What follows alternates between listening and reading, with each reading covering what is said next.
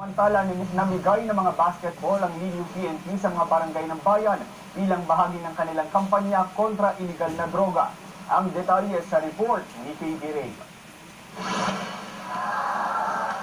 Sa Liliw, Laguna, isa sa mga madalas pagkaabalahan ng mga taga-barangay ang larong basketball.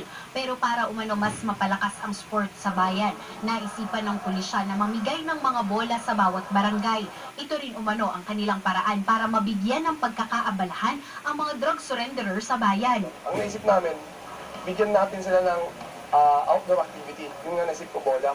Napansin ko dito, marami kaming basketball court, kaya lang very minimal yung mga bola ginagamit nila. Kaya naisip ko, why not na mamigay tayo ng bola at divert natin yung attention nila na maging boring ang session nila. Pinamagatang bola imbes na droga ang proyektong inilunsad kaninang umaga sa bayan. Sa ilalim ng proyekto, binigyan ng tigda-2 bola ang bawat barangay. Mula naman ang mga bola sa mga pribadong sektor sa bayan. Pero bukod sa layuning maiiwas sa pinagbabawal na gamot ang mga drug surrender, gusto rin ng Liliw PNP na mailayo sa bisyo ang mga kabataan sa bayan. Kasi ang sa aking pananaw, kung pabayaan natin yung out of school youth, malamang 80% manululong din sila sa droga. Kaya ang ginawa ko, on our simple thing, mas pinili ko na bigyan sila ng pagkakaabalahan.